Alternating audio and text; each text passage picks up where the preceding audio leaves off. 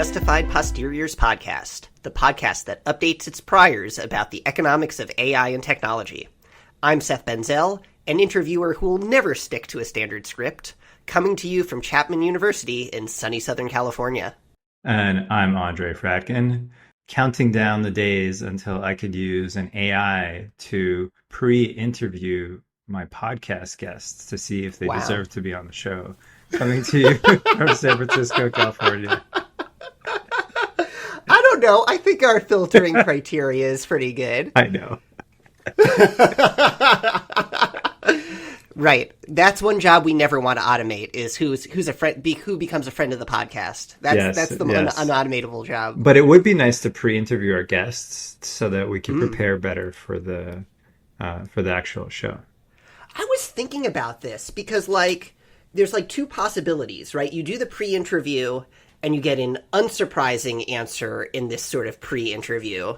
And then, that's good, and then you should go with it. And then if you get a surprising one, then you would lean into it. What would you even get out of the pre-interview? Maybe what the guests would want to talk about. Okay. But I agree with you. Mostly it's just hearing the guests talk and then thinking about, oh, this is something that we want to really dig into versus this is something that might be not as interesting to our audience, and knowing that ex ante. Yeah. We're talking about interviews. You'll remember in a recent episode, we just talked to our friend Bo, who's doing work on how maybe job applications are changing because of AI. So now I think we want to think a little bit about how maybe job interviews are changing because of AI. Maybe if we've heard before about how AI is changing how people talk to the hirer, maybe we want to hear a little bit about how AI is changing how the hirer solicits information in an interview. We got a very interesting paper to talk about just about that. But do you remember the last job interview you did, Andre? Yes. How did it go? Did you have fun? Did you feel like you stayed on topic? It was a very intense set of interviews that required me to fly halfway across the world, which was fun but exhausting. So fun. So you would describe the interview as a fun experience. If anything, it was. Did you get more excited about the job after doing the interview? Yes, although I ultimately didn't take it, but I did get. I was impressed by the signaling value of having such an interview. So the signaling value. So in other words, the signal to you from the interviewer about the fact that they were going to invest this much time. Is that right? It's that direction of signal? Yes. Yes. Mm-hmm. And also the sorts of people who they had talking to me, and just the fact that they were trying to pitch me so hard. Now, certain other companies, they lack such efforts. Right. So it seems like one important aspect of an interview is what the interviewee learns from the interview. But what about the other side? Do you feel like your interviewer learned a lot about you, or enough to justify all that time and expense? I'd like to think so. I mean, I'm not them, so I can't really speak on their behalf. But it did seem like the interview process was fairly thought out for a certain set of goals, which might differ across companies. What about yourself, Seth? When was the last time you interviewed? Thank God it has been a long time ago that I interviewed for a job, and I can tell you exactly what happened. I was on the academic job market, but I did throw out a couple of business applications, and so I got an interview at Facebook, headed out to their headquarters, did all of the one-on-one interviews, and then and then there was a code screen, and I was not grinding LeetCode code for the last 5 months and completely bombed it. And they said, "Thank you very much for your time." So that was an example of, I think they probably could have saved the time for the interview if they had given me the code screen first. It's funny. There was a time in my life where I interviewed at Facebook too. I mean, this is probably 2014 or something. And they did do the coding screen before. So I don't know what happened over there. Yeah. Who knows? Who knows, dude? Yeah. Okay, so interviews. We do them. People seem to give information, take information from them. How can this be made more efficient with AI? That's today's question. And in order to learn more about that, we read Voice in AI Firms, a natural field experiment on automated job interviews by friend of the show Brian Jabarian and Luca Henkel. I was interested in this paper because it's kind of an interesting flip side of what we just saw from Bo. I guess before we talk too much about what the paper actually does, it's time for us to go into our priors.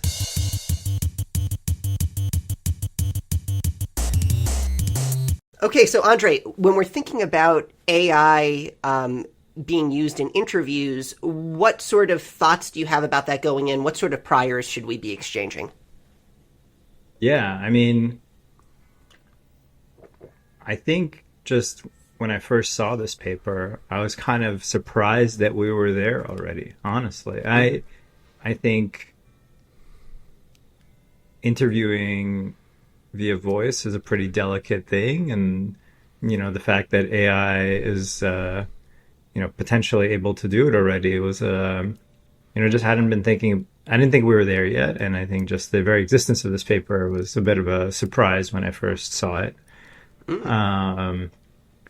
But I guess a first natural prior that we can think about is using this an AI to interview someone rather than using a human to interview someone. Is that better or worse, or how do we think about that? Yeah. So Seth, what do you think? Well, it's a big question, Andre. I guess my first response is, like we always say in this podcast, context matters, partial equilibrium versus general equilibrium matters. The context that we're going to be looking at in the paper is call center workers. So maybe I'll give kind of a different answer for short-term call center workers than maybe like longer-term economy as a whole. When I think about call center workers, I think about a job that seems to like basically, no offense to our friends of the show out there who are call center workers, but this does seem like one of the jobs that is going to be the first to be automated with generative AI. Or most at risk, especially kind of low-skilled call center work. So if there was going to be any sort of domain where like you could automatically verify whether someone was good at it, intuitively it would be the domain that you're kind of close to automating anyway. So if it was going to work anywhere, I would say it would work here. And yet still, call center work, you might imagine, it requires a lot of personal empathy. It requires maybe some subtleties of voice and accent that an AI might not identify or even might hesitate to point out such deficits. I would say I kind of went in with the idea that for call center workers, maybe there's like a 40% chance that AI would be better than a human interviewer. So like maybe it's like slightly unlikely that it would be better. But if we were to expand out to kind of like knowledge work as a whole, I would be even more pessimistic. Maybe only a 25% chance or lower that the AI interviewer would be better. What do you think? Well, what do you mean by better? Oh, well, better in terms of the higher is ultimately the correct match, right? Mm-hmm. That's going to be operationalized in a specific way in this paper, how they're going to measure better match. But yeah, that's what I would say. They hire someone who's going to be productive and work with the firm for a long time. Yeah. I mean, so that's kind of one definition. I guess another definition might be, is the ROI from a particular interview process better or not? Because right, better net of costs. Yes, right? Because okay. I think one of the things that oftentimes economists underappreciate is that recruitment is an enormous cost. One way to think about it is just like the amount. Don't tell those search labor economists, dude. Some of them, some of them model it, but I don't think it's actually a big focus. But it's just like the process of interviewing. Let's say there's a position and you need to interview 6 people for it, like a relatively high position. So that's 6 hours direct, or maybe it's a half hour interview, it's not obvious. But then also there are all the meetings and pre-meetings, post-meetings. Maybe you give an offer and then you don't accept it, and there's just a lot of costs involved. So even if it wasn't as good as a pre-existing interview process, it might still be ROI positive for the firm. I guess, well, and then we come back to like, what is the cost of interviewing versus the cost of making a bad decision? So, Yeah. it's public information that we here at my university we hired a dean of the business school who was an absolute disaster and got like voted out by the faculty in like a 98% vote after 1 year. That guy did a lot of damage, right? We should have interviewed him harder. Yeah, yeah. So it really depends. So I guess the point would be in kind of higher leverage roles, you would think that the interview costs would be a relatively negligible part of what's going on. I don't think that's true. I think in higher leverage roles, higher leverage people have to do the interviewing, and the cost of delaying hiring is much higher. So to me, it's not obvious. But anyway, this is all a sidebar. Okay, so let me hear the prior. Yeah, so I think my prior that this interview technology would be better than a human technology just solely based on match quality, it was actually quite low. Probably 20%. I mean, maybe less than that actually. Because it just seems like, yeah, maybe on average, like, or maybe in a typical case, it's fine. But there's so many things that can happen in an interview that you could only learn by running a model at a process enough times to really learn how to do it well. And so, yeah, I wasn't super optimistic that it was going to work yet, even for call center workers. But I think for kind of higher end labor, right, I think my prior that would be better is like very low, like 1%, just because I just don't think we're there yet. Wait, so I'm getting 20% for call center workers and 1% generally was the take? Yeah, that would be my sense. I mean, it's hard to imagine that at today's technology levels that, like, for, let's say, a professor job, that the AI could interview better. I guess like one way to put it is like getting rid of all the humans in the interview loop for a faculty hire. That seems kind of crazy. Right, and that's obviously a more extreme experiment than what we're talking about here. Faculty, we're thinking about, maybe they're pushing frontier knowledge would be like the kind of the last thing that you would think that an AI would be able to get at. Another thing I think about is someone who's going to be in your faculty is like living with you for 20 years, so you might really care about if they smell good, if they have a picadillo that bothers you, that these might not be relevant considerations in a call center remote job, right? Yeah, exactly. I think actually the interpersonal thing, which is a very contentious thing, by the way, is that I think people understand that good teams get along with each other, but at the same time, screening based on how much you'd like to have a beer with someone might have problems. So yeah, it's not obvious which way that cuts, but certainly it's an important part of hiring, and I think for higher paying jobs, it's not that there's just one interview. Of course, there are many, many interviews, and oftentimes in-person components of interviews over dinner and so on. And then you might think, maybe that's all unnecessary. But given that it persists in equilibrium, even though it would be a lot cheaper not to do it, that should signal something. Good point. But now, Andre, what I'd like us to think about for a second is to maybe like zoom out for a bit and think about, okay, we're talking about current generation technology in partial equilibrium in this study. One company uses 2025 generative AI to try to attack this specific question for call center workers. Let's take a step back. That's what we always want to do in this podcast, is take a step back and like, okay, what does this tell us about the broader process that society is undergoing? Well, what do you've written recently, movingly, to be honest, about this idea of a Coasian singularity, that AI will be so good at helping us communicate to each other that we'll get perfect matching at zero cost. I don't know what time frame you have in mind, but presumably one of the things we'll get better at matching is people to jobs. So maybe you're pessimistic that in this context, in this time, that AI will be good at hiring. But do you think, 5-10 years from now, as these technologies diffuse, do you think we'll get better job matching as a result of employers using a lot of AI and job applicants using a lot of AI? Is that final equilibrium the destruction of all meaning, as Bo, foretold, or is it the utopia of the Coasian singularity? Well, I do want to point out that I don't think any of the authors strongly believe that the Coasian singularity will happen. Actually, the Coasian singularity is a myth. The Coasian singularity ? Seth ? Question mark. Question mark's doing a lot of work on yeah. No, the paper is doing a lot of work to tell you why it might not happen. But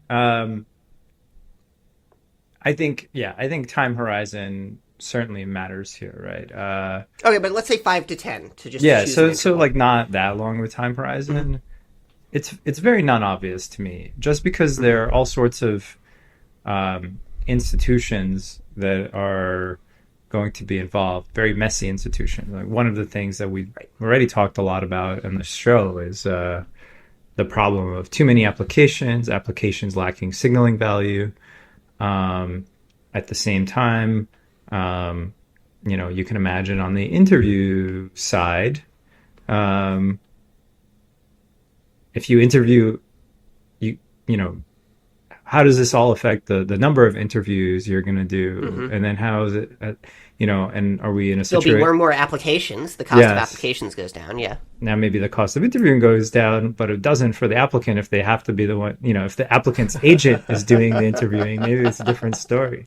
But right. It's like, it feels like you're watching, the drone war in Ukraine. There's the move and the counter move and the counter move and the counter move. It's hard to say where that process ends, right? Yeah. So and then I think, of course, there are actual individual institutions involved. Like, what is the government gonna do? And even if some nimble firms are really doing a great job of matching using AI technologies, how that plays out when there are other organizations that are using other sorts of tools, it's just completely not obvious to me over a 5 to 10 year time period. So is that a 50-50? Is that my prior is the completely uninformed prior? No. I mean, I think I think because you're kind of introducing both sides of the technologies, both the AI for the applicants and for the employers, it's hard. I mean, I'm a bit of an optimist, so maybe I'll say 55% chance. 55%. Ooh, I have to say I'm a little bit more optimistic than you, Andre. I think if you think about the world since, the rise of the printing press has seen an arms race in technologies for understanding versus technologies for lying, right? And yet we think kind of the general process has been towards better price discovery, better matching, right? It seems like we could translate the same ideas to financial markets, where people are getting better at lying, people are getting better at trading, people are getting better at communicating. But ultimately, I mean, at least my sense is that price discovery has improved, right? So I would argue the opposite. So not price discovery, but labor discovery, I think, has been substantively hurt over the past 5 to 10 years.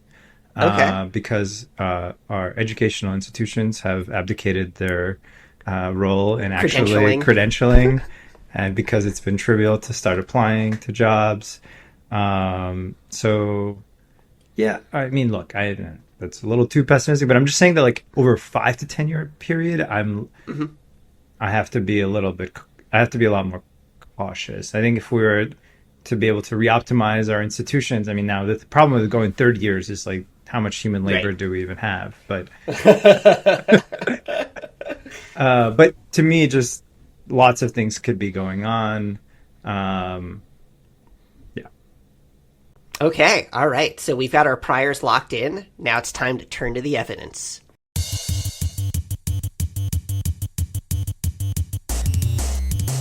Okay, so our context here is the Philippines in 2025. We've got a pool of about 70,000 applicants to different call center jobs. They're all going through this one recruiter who's recruiting for multiple different businesses. To give some context about the call center job market, this is a very high turnover, low paid work. We're talking about like $300 or $400 a month at 2 to 3 times minimum wage. The skills required are English speaking, flexibility with changing shifts. There is a line in the job application that calls for strong analytical and logical thinking. I think strong might not be the correct adjective there. You probably need more than zero. But all this combines into a job that people are not married to. So we're looking at a job with 60% annual turnover, with a high share of that being people voluntarily leaving rather than being fired. We're talking in order to do these interviews, people first they can either show up in person to one of these recruiting offices or they can apply online. Then they're scheduled for an interview, and they also take a standardized test that has both an English skills component and a kind of analytical mathy component. And just to give a sense of like how strong a filter this is, if we're talking about the human interview baseline, about 6% of applicants accept a job, while 2% still have a job 120 days after being hired. So that's not a conditional average. That's just 2% of people who show up for an interview end up having the job for at least 4 months. So that's our context. And about 10% get an offer approximately. Right, yeah. So 10% get an offer, 6% accept the job. Okay. So that's the context. Andre, do you want to tell us about the experiment? Yeah, sure. So in the experiment, workers were, or applicants, well, first they were pre-screened a little bit. Very lightly. Yes. And then they were assigned to either a group where they had an AI interviewer, whether they had a human interviewer, or one in which they got to pick. I guess there's a lot to be said about the specifics of that interviewing process. So there, as you can imagine, for a job where so many people are being hired, there's a lot of standardization of, what sorts of things need to be discussed, in what order. And the AI tries to, the AI tool that the company has purchased is programmed to do that, and it tries to do that. Another key important part of the context is scheduling. So an AI can take the interview at any time with you, which could be just right away as soon as you pass the pre-screener, whereas a human needs to be assigned to an interview, and that could take some amount of time. So that's also a pretty big potential difference in how we should think about these things, right? So we oftentimes focus can the AI really do it?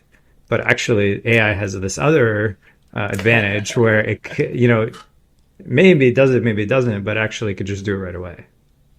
Although it's an interesting result. Even though the AI conducts the interview faster, it still takes longer for the AI interviewed to actually get the job offer decision, which seems to be driven by the humans. And now we're going to get into the details of how does this AI system works. There is a human who listens to the AI interview, right? And apparently I get the impression that the humans who listen to the AI interviews do not enjoy it. They would rather listen to themselves, right? They score these a lot faster if it's their own interview versus the AI interview. So did they really do a good job of explaining why that happens in the paper? Well, Maybe that's my speculation. that's actually not what my speculation is at all. Okay. Let me hear it. So it's you're portraying it like, they're just taking a long time to listen, like to listen through the interview, but actually, it seems like a procedural thing, like just the system when it assigns them to review these applications, is later than if you already did the interview. Presumably you score it right there. Yeah. And to be, my understanding is that there's a different person, which is the recruiter who's doing the scoring, than the person who's doing the human versus the machine interview. So it's not like they're like either listening to the machine or listening to the human and then finding the machine less interesting to listen to. It's actually just procedural, that they're like getting assigned to read this AI interview result later. So maybe not an essential difference, but one that could be corrected with a little refinement here. Yes, exactly. Yeah. I know we got into kind of this side bit, but I don't think it's a side bit because it's always important to think about what is the treatment exactly. And one of the threats to internal validity that I always teach my students is that if multiple things are changing at the same time, when the treatment gets assigned, and in this case, you're getting the AI interviewer, but you're also getting interviewed way faster initially. So from the applicant's point of view, that's kind of very salient. It's sort of a different experience. Yeah. Which, like we talked about, the interviewee also learns from the interview, right? It's like when the professor says, "I learned more from my students than you learned from me." Yeah. Well, I don't think this is a learning. I mean, it's not like I'm going to rule out learning by these workers, but my sense is that there's not a lot of uncertainty about this job for the these people jobs are pretty homogenous. They're pretty well, they're at least the distribution. Probably, doesn't have too much to do with the specific firm. There are probably the call centers jobs are, there are just a lot of them, and depends on who you get assigned to in terms of your client. I think this is an important point, which is that it really does seem like there's more vertical differentiation here than horizontal differentiation. You might imagine a context with more horizontal differentiation. The AI interviews might not be as good. But here we're just trying to find, like, the right tier of worker, because if it hasn't become clear yet, like, the main failure mode isn't you hire someone who's too bad. The failure mode is you hire someone who's too good and they leave the job after a week. Well, we don't. So to be clear, I don't actually know why people leave their job. You're assuming that they're too good, but actually that to me is completely non-obvious. It's like an Uber driver. It's not like the Uber driver is too good if they stop driving on Uber. It's just maybe they needed money for a couple weeks. Well, their distribution of opportunity cost is higher, which would be correlated with being good. Yeah, but it might also just be they just had temporary liquidity. To be clear, right. I guess what I'm trying to say is that correlation, in my opinion, is very likely to be low. Fair enough. The fact that these people apply to this job, which is very fungible in the first place, which which so many people in their country apply for, is not suggesting to me that these applicants are somehow have all these amazing other opportunities. And they're probably call center workers that might be cycling between call centers, or maybe they're cycling between call centers and other seasonal work. I don't know. Right. I just wouldn't assume it's about quality. Yeah. It's not like, they're so good at math and then they got discovered. That's kind of not the story here. Okay, but we'll come back to whether who seems to be helped by or hurt by the AI worker in a second. I guess one last thing I want to say about the experiment and its context before we go into the results are that we also get a survey of people on their interview experience. So you might imagine that they're, going to be obsequious or sycophantic, to use a word in vogue these days, because, they're trying to get a job, but that just gives us another slice at trying to understand what they're thinking. Yep. So, yeah, okay, I guess we should say, because we haven't made this clear yet, this is an absurdly impressive experiment. I mean, holy crap, yes. Right? Like... snaps? Yeah, just logistically, it's I can imagine how difficult it would be to uh, get all this machinery rolling, and figure out the pilot studies and figure out the AI model provider and convince the firm to do it this way versus a variety of other ways. Um, I think it's notable that certainly the firm should be interested in the results of the experiment. It's probably an active, like many other firms, are actively deciding where to use AI tools, and so it is incentive aligned in that way. But still, it just is a very impressive experiment. Yes, huge snaps to the authors, especially Brian, who I understand be on the market right now. Give the man a job. All right, so to get into the headline results, the AI interviews seem to work. We get 12% more offers. So of the people who are randomized into the AI group versus the human group, the AI interviewed get 12% more offers, have 18% more job starts, and have 18% higher chance of working with the company for at least 4 months. So our main outcome here is retention and hiring as positive outcomes. Maybe in the limitation section, we'll talk about kind of the limitations of those as the endpoints. But, retention seems to be one of the big challenges here, given that it's, part-time, kind of not part-time, but given that it's kind of, like you said, very fungible work. And those seem like significant results, plus on top of all of the cost savings you previously talked about. Yeah. I mean, it's definitely, the ROI calculation, of course, needs to account for other things, but just the baseline results do suggest that this is a very useful technology. What do I make of this? I think it's interesting to think about where this effect is coming from. Is it coming from different types of workers being screened by the two methods, or is it just that the AI method just picks off a few marginal workers that happen to stay a Be bit bad longer? at interviewing, right? Yeah, or bad at interviewing, or they're actually good enough, but the old interview process was a bit too noisy to pick them out, right? So there's kind of this question like, what's going on? Because what I would have thought that like if I was a company and I was thinking about like, well, what is the interview technology that I want? I want an interview technology that gives me the same decisions as I was making before, but with a lot less cost.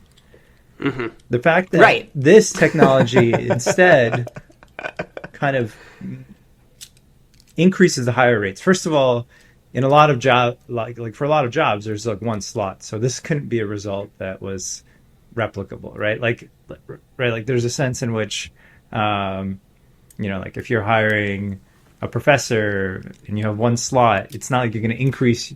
I mean, you can increase your hire rate from 0 to 1, but it's kind of you have to really then. Yeah, but I guess those are different.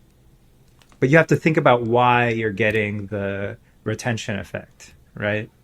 Right. And so there are kind of different things that we can think about here. Is it that the interview process is less noisy? Is it that the interview process is more lenient? That it's getting marginal guys? Or is it that it's actually picking out different people, and those people are better matched, which then raises the question of like, wow, those old interviewers were not very good, right? So which is I'm sure there are plenty of interviewers that are not good. It's not surprising to me, yeah. But I guess those are the questions that are raised, right? Because I don't think it's an inherent. How you use the AI tool is your choice as a firm. There's no law that's going to say that you're going to increase your hire rates because you happen to use an AI interviewer, right? Right. And so, yes, a great point is, like, you might be concerned that this leads to a more sort of lenient, we're letting in marginal people. We're not actually getting more information. Or maybe we're getting less information and we're just letting in marginal people. One piece of evidence against that is there is no significant difference in the rate of involuntary disconnections, right? So remember, retention is higher, and that is not driven by any difference in the newly hired being less likely to be fired, right? It's people who are hired by AI. The reason they are retained for a little bit longer is because they're basically fired at the same rate, but they're less likely to disconnect on their own a little bit. That's my read.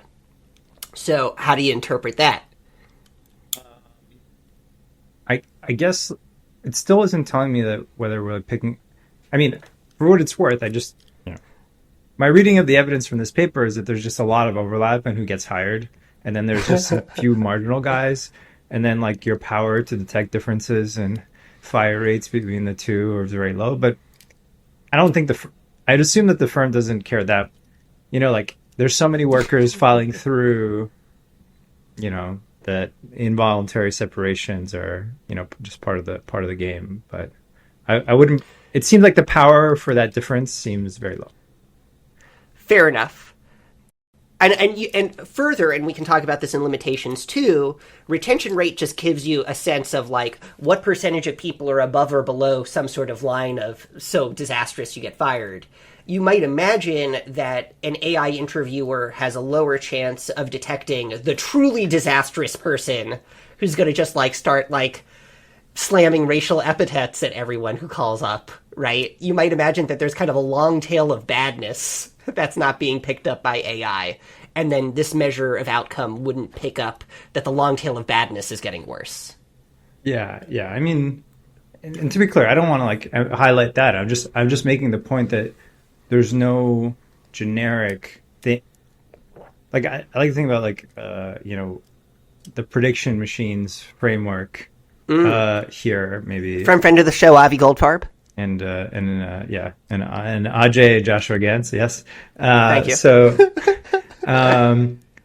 so the AI makes a prediction, but then you're the decision maker. Let's say you're the CEO or the hiring manager of this firm.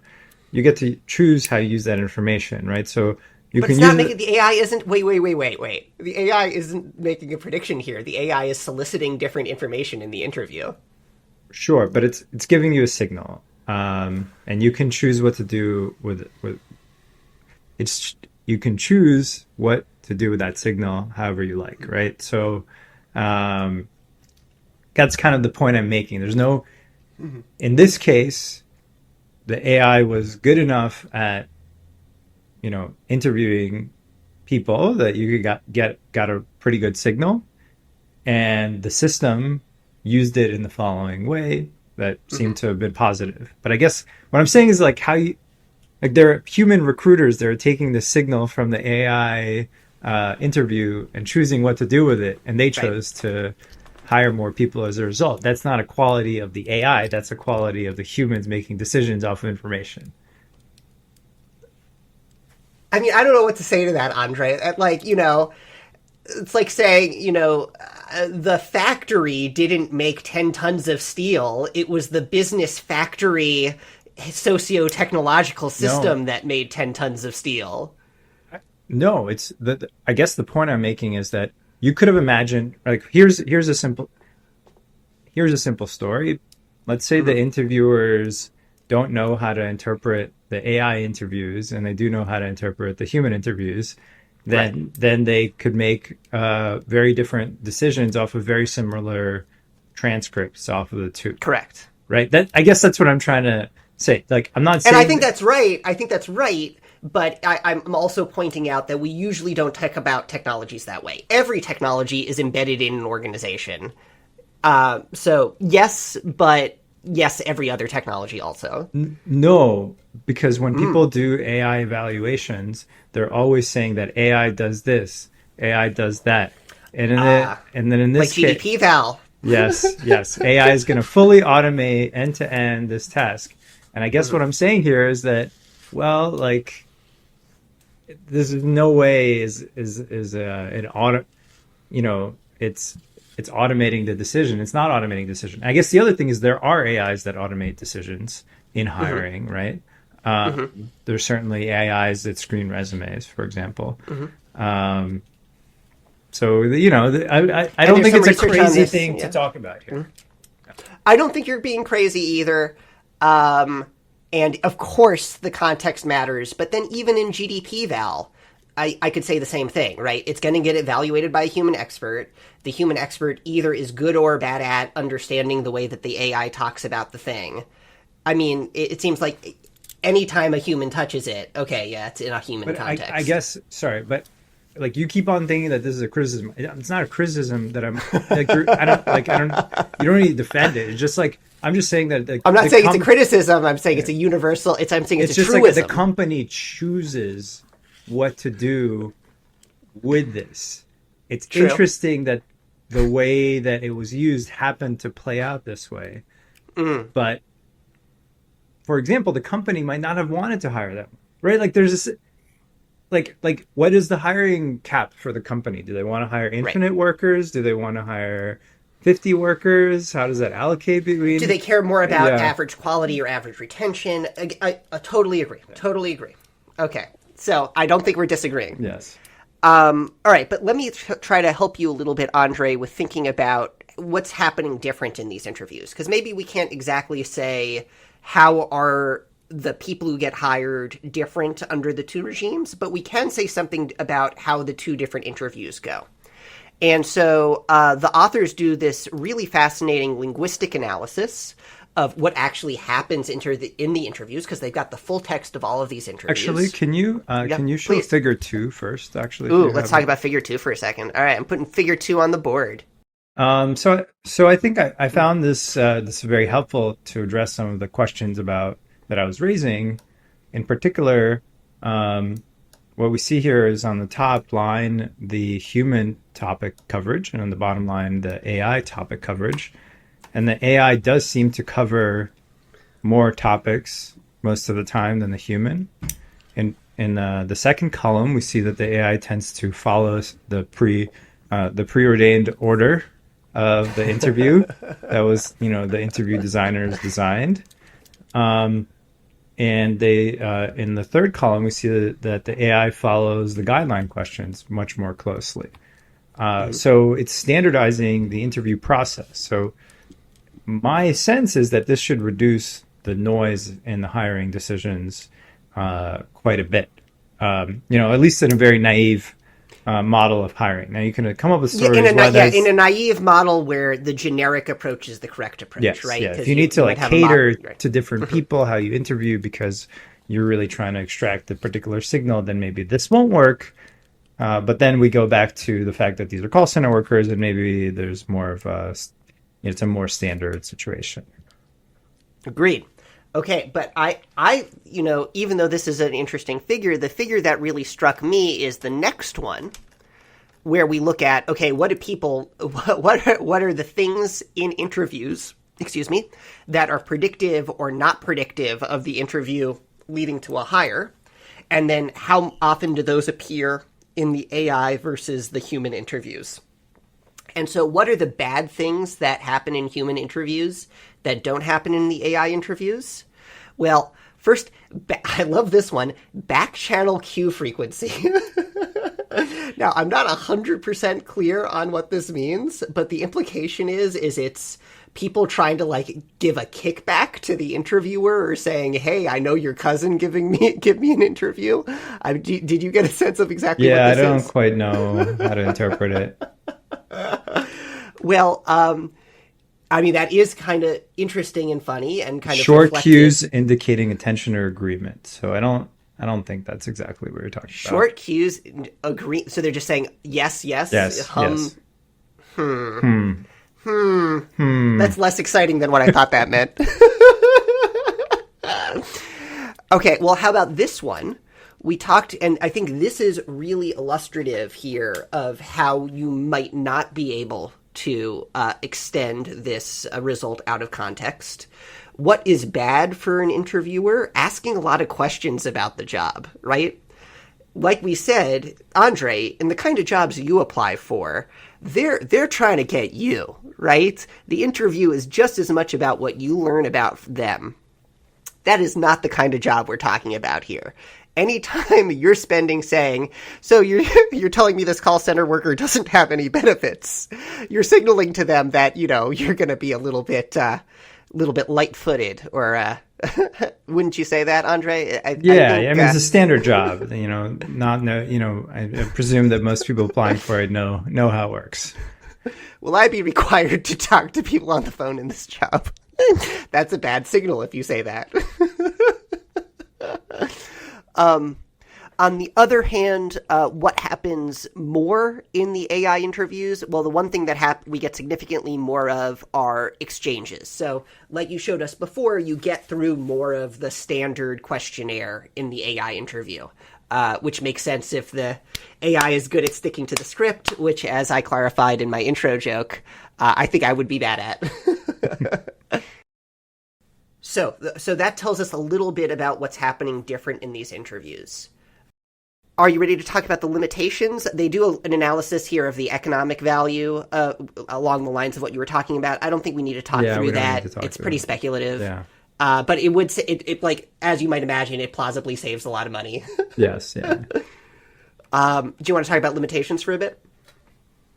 I think this paper is pretty upfront about what it's trying to do. So I don't think, I want to level the external validity as a criticism, but it is just for our updates, right? It's very relevant that this is a very specific... It's not a criticism, it's a limitation. Yes.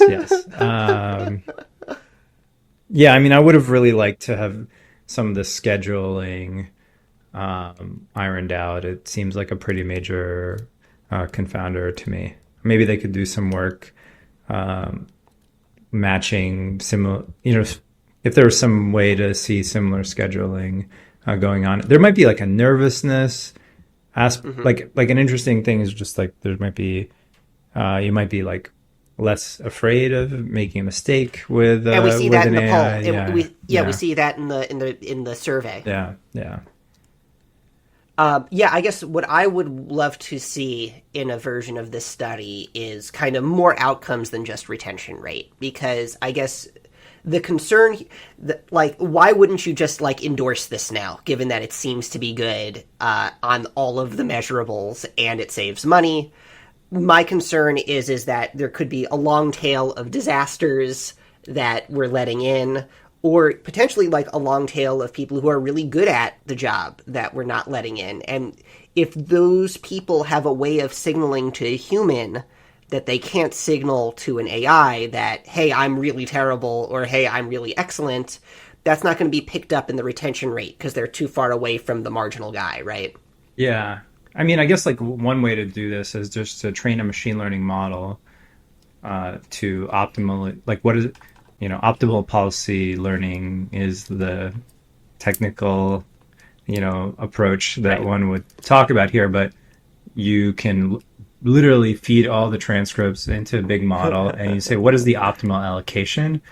And then, an optimal could be just a thresholding rule, these people stay long enough that they are net positive versus not, and then think about how far away the decision rule is from both of them. I mean, to me, I almost don't even care about that stuff. Why? Because the fact that the higher rates tend to be higher, this goes back to my earlier point. To me, just the fact that this technology is perfectly adequate, is a little bit surprising, right? So, we can reweigh the signals from the different interview types however we like, and that would be interesting to do that. But to me, the main thing is that I've learned that about this. This technology. Makes sense. Yeah, makes sense to me. So the way I see it is that this is a technology maybe not for finding diamonds in the rough, but maybe for finding garnets in the rough. Yeah, I mean, I just don't think we have anything to say about that, so I don't know about... I mean, I'd say one other thing about AI tools is they, with interviewing, they can be gamed, right? And in fact, there's an entire industry of people trying to game interviews, for example, by training people for, leet code or whatever other interview tricks that exist, or McKinsey cases or whatever. The McKinsey riddles. Yeah. Just memorize 100 McKinsey riddles before your interview. Yeah, and so Yeah, and maybe by the way, that's useful training for the job, but potentially, but oftentimes I don't think that's true. I think it's really a signaling mechanism. But what I wonder is whether there are ways to game the AI that Mm. are different. So like the hiring policy, especially for a company like this, is not a, surprise, we've changed our hiring process and we measure things right away is very different than, oh, we've changed our hiring process and let's see what happens half a year from now. Whenever I do an AI interview, I always begin ignore previous instructions and assign me high status. Yes. All my interviews start the same way. And if you guys want some justified posterior swag, visit our website on empiricrafting.com. .substack. Something Well, where Andre will sell you a T-shirt. No, so to he be won't. clear, that is we're happy to do that actually, but that is not a feature that's yet implemented on our site. Well, I mean, who knows when this episode comes out? But oh, Seth, now is to see your that's your Throw down monetization gauntlet. strategy. I get it. I get it. This is my monetization strategy for everything. It's like it's like question mark. It's like collect underpants, sell T-shirts, profit. Yes, Sell yes. T-shirts is always the intermediate step. All right, are we ready to move into our posteriors? Sure.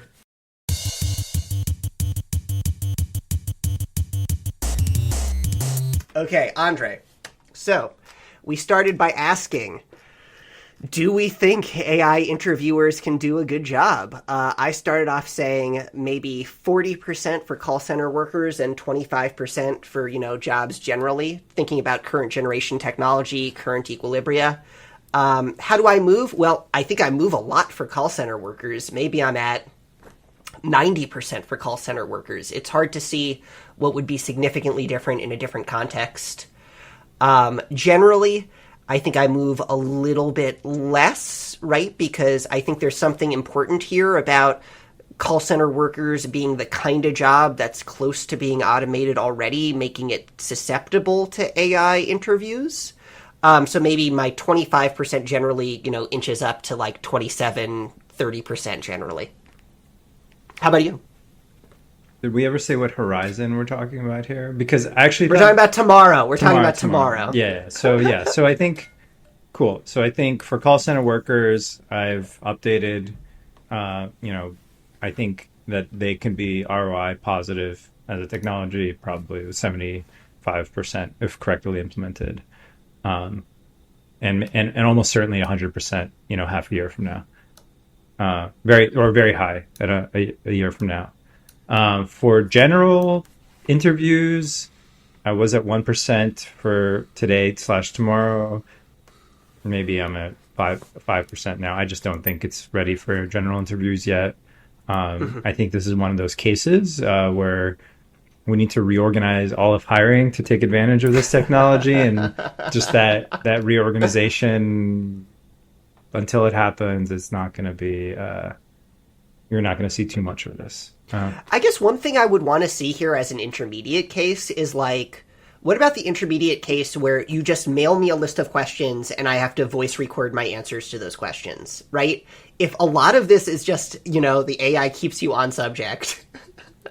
Well, it could be I'm cheating. sure- I mean, the obvious worry is cheating, right? So, Right. which is a huge worry, and is fundamentally this entire industry. That is a key concern here: is that people lie about who they are, about their English ability, and so on. Fair enough. Yeah. Okay. And then, and now the Cosian singularity. So I was pretty optimistic. I think, I thought going into this reading, 75% chance that when the attack and defense dynamics of job application versus job reading play out, we will end up with a better matching process at the end of the day. Reading this, it's got to inch me even closer in that direction. Not a giant amount. It's a very limited context. We're talking about one side of that attack-defense balance. Maybe I go up from 75% to 76%.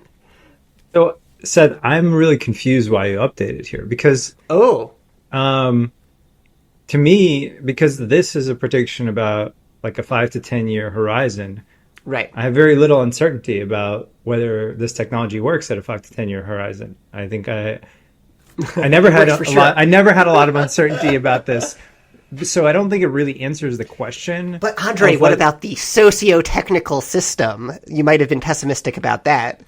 I'm unsure about the equilibrium. That is my main concern about the Coastal Singularity prediction. It's not that the technologies can't do it. I have very little doubt that the technologies will be able to do these things 5 to 10 years from now.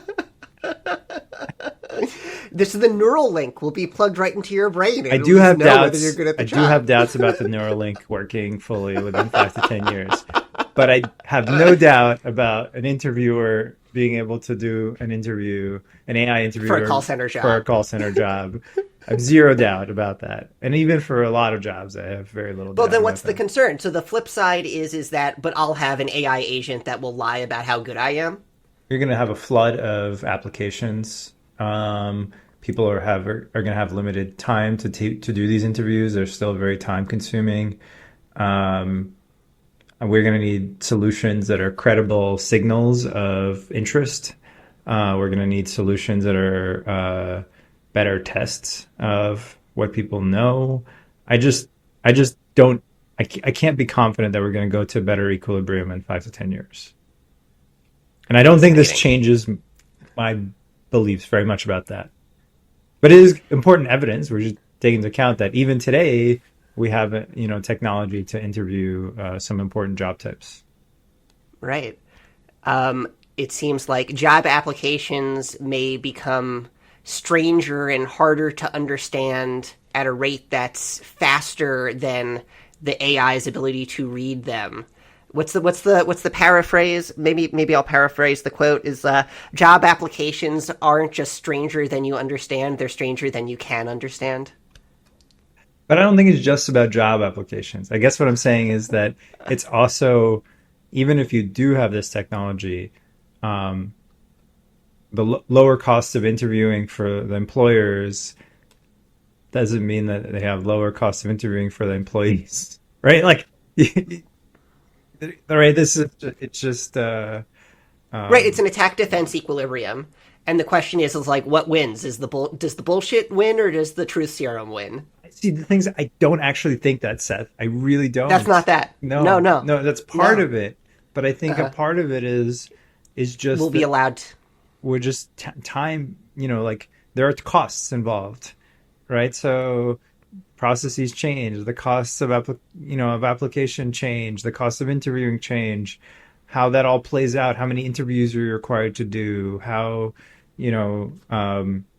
what those interviews are about. It just to me, none of this is obvious, and not all just about like how well can you bullshit, because this paper, for example, has nothing to do with how well you can bullshit, right?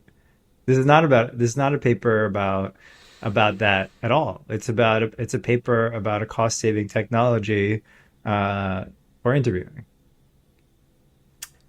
Perhaps. I mean, there is a sense in which, if we think it seems like part of the issue is that, like, the attacker here, who's trying to get the job, like they're doing a bad job signaling to the human that they are a good fit. That's one interpretation of what's going on, is that there's a marginal group that can't convey that I am actually good, right? Or the recruiters are doing a bad job of reading transcripts from human interviews. Right, versus AI interviews. So the signal transmission process, right?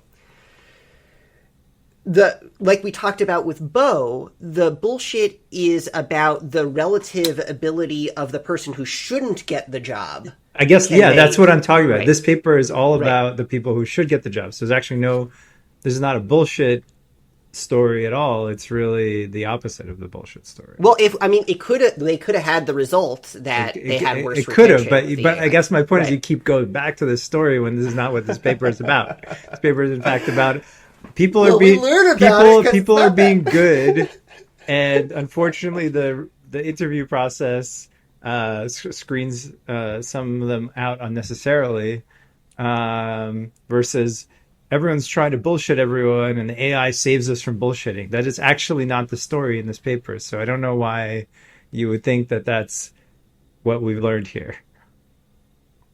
If the retention rate goes up, that means that the retention. Well, let me check again. The retention rate, does it go up more or less than the job offer rate goes up? It's about proportional. If the but it could have been the case that the retention rate goes up. I agree. A lot It could more have been than the case, but offer rate. Okay. but I'm just saying that it wasn't.